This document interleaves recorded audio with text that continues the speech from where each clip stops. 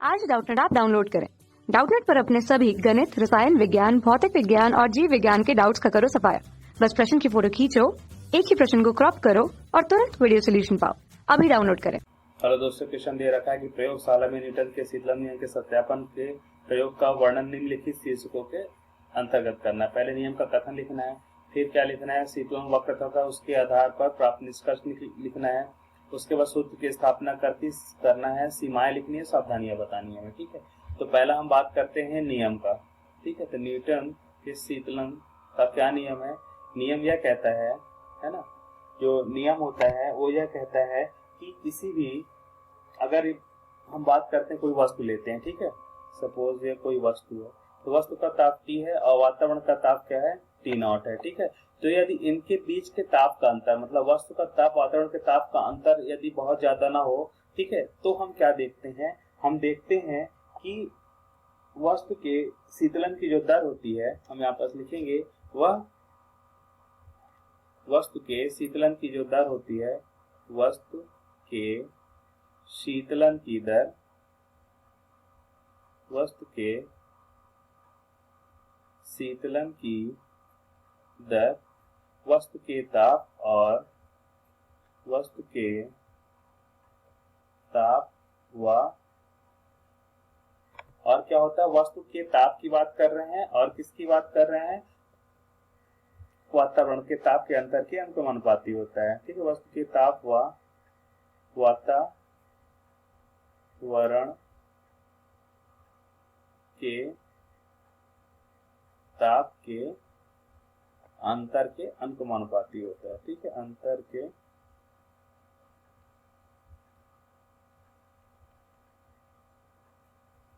अनुक्रमानुपाती होता है। ठीक है, देखिए इसको हम कैसे लिख सकते हैं, मानते हैं कि शीतलन की दर डेल्टा T अपॉन T है, मतलब इस समय में उसके ताप में अंतर डेल्टा T है, जो दर है वो किसके समानुपाती हो रहा है, यह वस्तु के ताप और वातावरण के ताप के अंतर के समानुपाती है। ठीक है, तो यहाँ से हमें यह नियम से पता चला हमें।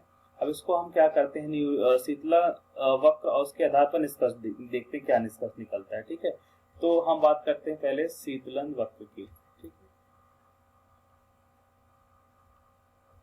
शीतलन वक्र।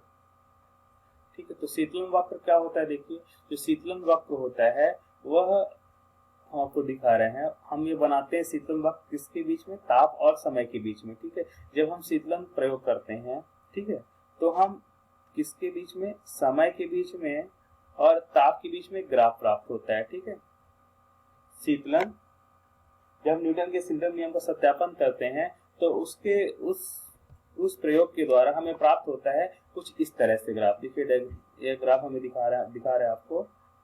ठीक है, ये ग्राफ कुछ इस तरह से प्राप्त होता है। ठीक है, कुछ इस तरह से आता है ये ग्राफ। तो हमें क्या पता चलता है, हमें इससे पता चलता है कि, ठीक है, कुछ इस तरह से जो ग्राफ हमें प्राप्त हो रहा है, तो हम क्या देखते हैं, मानना कि ये पॉइंट हम 1 देखते हैं, ठीक है, और एक पॉइंट 2 लेते हैं। ठीक है, तो हम क्या देखते हैं कि जो इस प्रारंभ में, ठीक है, प्रारंभ में क्या होता है, ताप में जैसे ताप हम डिग्री सेल्सियस में ले लिए, समय किस में ले लिए, हम सेकंड में ले लिए। ठीक है, तो हम क्या देखते हैं कि 1 डिग्री सेल्सियस ताप में जो परिवर्तन होता है उसके लिए हमें समय जो होता है ना बहुत कम लगता है। ठीक है, इसको अगर हम इस ग्राफ में दिखा रहे हैं हम, ठीक है, जो समय है हमें क्या होता है, कम लगता है। ठीक है, कैसे समझ में आ रहा है, देखिए अगला पॉइंट हम देखते हैं। अब हम एक पॉइंट लेते हैं, क्या देखते हैं, हम देखते हैं कि हम पॉइंट लेते हैं 3 और एक पॉइंट लेते हैं 4। ठीक है, मानते हैं कि इनके बीच का जो ताप है ना वह कितना है, 1 डिग्री सेल्सियस ही है। ठीक है, अगले मतलब कुछ समय बाद हम क्या देखते हैं कि जब इनके ताप में हम 1 डिग्री सेल्सियस की कमी करते हैं, फिर से है, कुछ समय बाद हम क्या कर रहे हैं, फिर 1 डिग्री सेल्सियस ताप में कमी करते हैं, तो हम क्या देखते हैं, हम देखते हैं कि इनके बीच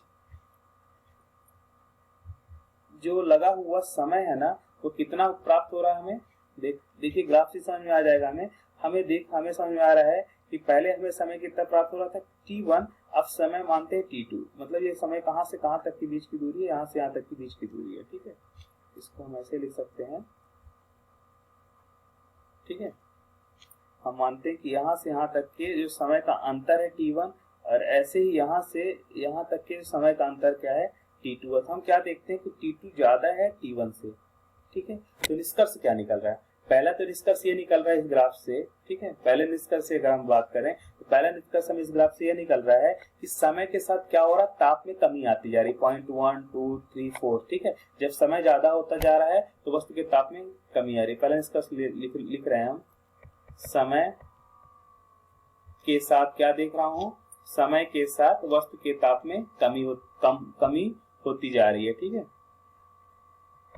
समय के साथ वस्तु का ताप कम होता जा रहा है, ठीक है। उसके बाद हम सेकंड पॉइंट की बात करते हैं, ठीक है। तो सेकंड पॉइंट हमें क्या निष्कर्ष निकलता है, ये निष्कर्ष निकलता है कि प्रारंभ में जो ताप में जो अंतर हो रहा है, जैसे 0.12 देखें तो उसमें जो लगा समय है, अब बाद में जो ताप में अंतर है उसमें ज्यादा समय लगता है, ठीक है। तो हम कह सकते हैं प्रारंभ में बहुत वस्तु जो है बहुत कम समय में ठंडी, मतलब T1 समय में 1 डिग्री सेल्सियस में परिवर्तन हो जाता है, ठीक है। और उसमें लगा समय सपोज 1 सेकंड है, ठीक है। तो अगली बार हमें 10 मतलब बोल सकते हैं 1 मिनट का समय लग रहा है, ठीक है। तो अगली बार जब 1 डिग्री कुछ समय बाद 1 डिग्री सेल्सियस में ताप परिवर्तन के लिए हमें और ज्यादा समय लग रहा है, तो हम लिख सकते हैं कि प्रारंभ में वस्तु के ताप में परिवर्तन में लगा समय कम होता है, लेकिन बाद में वस्तु में के ताप में परिवर्तन में बहुत अधिक समय लगता है, ठीक है। तो हम लिख सकते हैं कि वस्तु के ताप में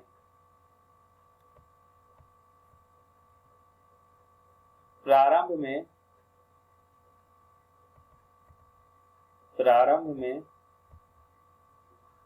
वस्तु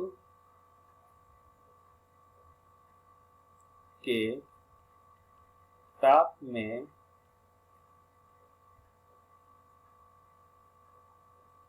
या बोल सकते हैं वस्तु के ताप में परिवर्तन की दर जो होती है वो क्या होती है, तेज होती है, ठीक है।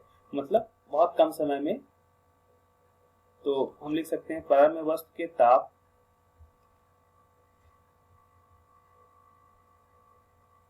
परिवर्तन की दर अधिक होती है, लेकिन कुछ समय बाद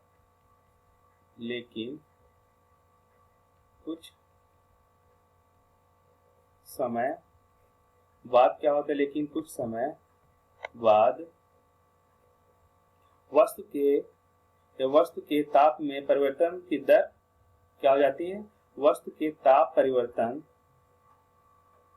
दर अधिक होती है और कुछ समय बाद ताप परिवर्तन की दर धीमी हो जाती है, ठीक है। मतलब बहुत समय लगता है, ठीक है। तो कुछ समय बाद ताप परिवर्तन की दर धीमी हो जाती है।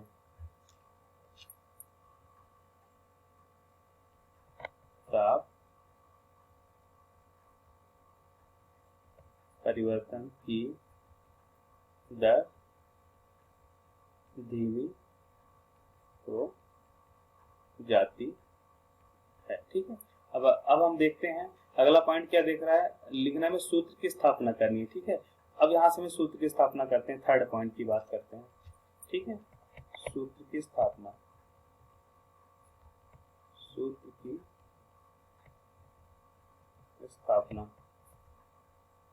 ठीक है। तो सूत्र की स्थापना में हम क्या लिख सकते हैं, देखिए सूत्र की स्थापना में हम क्या देखते हैं कि जो ताप में परिवर्तन होता है ना, ठीक है, ताप में परिवर्तन की दर जो है, ठीक है, वो क्या है, वस्तु के ताप और क्या है, वातावरण के ताप के अंतर के अनुपाती है, ठीक है। इसका मतलब ये हुआ कि कुछ समय बाद हम क्या देखते हैं कि जब इनके ताप में अंतर कम हो जाता है, मतलब जैसे पहले वातावरण का ताप सपोज 25 डिग्री सेल्सियस था, ठीक है, अब वस्तु का ताप 65 डिग्री सेल्सियस था, ठीक है। बाद में है ना, बाद में हम क्या देखते हैं, बाद में देखते हैं कि ताप कितना हो जाता है, सपोज 35 डिग्री सेल्सियस हो जाता है, ठीक है। तो ताप में अंतर क्या हो जा रहा है, कम हो जा रहा है। तो ताप में अंतर कम होने की वजह से इनके जो शीतलन की दर है ना, वह भी धीमी होती जा रही है। जैसे ने ग्राफ में भी देखा कि दर क्या हो जा रही है, कुछ समय बाद धीमी होती जा रही है। तो वही देखे, जब ताप में अंतर कम होता जा रहा है तो क्या होता जा रहा है, इनकी ताप परिवर्तन की जो दर है वह भी धीमी होती जा रही है। ठीक है, यही इस सूत्र से, यही हमें इस ग्राफ से ये सूत्र हमें प्राप्त होता है कि डेल्टा टी अपान टी, यही बराबर है समानुपाती चिन्ह चाहते हैं तो एक नेतांक लिखते हैं और टी माइनस टी नॉट होता है। ठीक है, क्या होता है, टी माइनस टी नॉट होता है। ठीक है, एक बात और हम आपको बताते हैं कि जो क्वेश्चंस में क्या दिया होता है। देखिए, जैसे सपोज कोई वस्तु है, ठीक है, तो वस्तु का ताप T1 है और समय टी के बाद कुछ समय, मतलब टी समय के बाद, है ना, जो वस्तु का ताप T2 हो जाता है। ठीक है, तो हमें तो पता है कि डेल्टा टी dt तो हम निकाल सकते हैं कि क्या हो जाएगा, T2 minus T1 upon T. ठीक है, लेकिन जो ये टी होता है ना, वो क्या होता है, इस टाइम पे जो टी होता है वो T1 प्लस T2 बाई 2, मतलब हम अब दोनों के माध्य ताप ले लेते हैं। ठीक है, और वातावरण का ताप हमें गिवन होता है T0। ठीक, तो यह होता है। ठीक है, अच्छा, अब हम बात करते हैं अगले पॉइंट्स की। अगले पॉइंट में क्या बताना, कुछ सीमाएं बतानी है और सावधानियां बतानी है। ठीक है, तो हम बात करते हैं कुछ सीमाओं और सावधानियां की। तो पहला हम बात करते हैं, फोर्थ पॉइंट है, कुछ सीमाएं क्या होती हैं। देखिए, इनकी सीमाएं ये होती हैं कि सबसे पहले हम क्या करते हैं कि जो ये फार्मूला यूज करते हैं ना, तो इनके ये फार्मूला तभी यूज करते हैं कि जब वस्तु का ताप और वातावरण के ताप का अंतर क्या हो, 30 डिग्री सेल्सियस से अधिक नहीं होना चाहिए। ठीक है, तो पहली सावधानी की बात करें हम तो लिखेंगे वस्तु का ताप व वातावरण का ताप, वातावरण का ताप 30 डिग्री सेल्सियस से अधिक नहीं होना चाहिए। ठीक है, तो पहली बात हो गई है, अधिक नहीं होनी चाहिए। ठीक है, फिर दूसरी बात हम करते हैं, तो दूसरी बात क्या है, देखिए जो उष्मा का, देखिए अब ये क्या हो रहा है, ये ठंडी हो रही है। अब ठंडी हो रही है तो उष्मा किस विधि द्वारा स्थानांतरित हो रही है, उष्मा हम विकिरण द्वारा, मतलब चालन और संवहन द्वारा उष्मा नहीं होनी चाहिए, विकिरण द्वारा उष्मा क्या होनी चाहिए, निकलनी चाहिए। ठीक है, तो इसमें हम लिख सकते हैं कि उष्मा का स्थानांतरण, या बोल सकते हैं उष्मा की हानि केवल विकिरण विधि द्वारा होनी चाहिए। ठीक है, यहाँ पास लिखेंगे हम उष्मा की हानि केवल विकिरण द्वारा होनी चाहिए। ठीक है, विकिरण द्वारा होनी चाहिए। ठीक है, अब हम बात करते हैं कुछ सावधानियां की। ठीक है, तो इस प्रयोग में जो अब शीतलन का प्रयोग होता है ना, इसमें कुछ सावधानियां हमें रखनी पड़ती हैं। तो सावधानियां बात करते हैं, जो सावधानियां क्या हमें रखनी चाहिए। ठीक है, तो वह सावधानियां हैं, तो हम देखते हैं कि वह कुछ सावधानियों में से, जैसे एक सावधानी यह होती है जो हमें ध्यान रखना चाहिए इसके लिए, कि हम जानते हैं प्रयोग किसमें किया जाता है, यह प्रयोग किया जाता है एक कैलोरी मापी होता है। ठीक है, उस कैलोरी मापी में प्रयोग करते हैं। तो प्रयोग के दौरान वातावरण का ताप स्थिर होना चाहिए। ठीक है, मतलब ये प्रयोग जहां कर रहे हैं वहां के वातावरण का ताप कैसा हो, मतलब T0 समान होना चाहिए। लिखेंगे कि प्रयोग के दौरान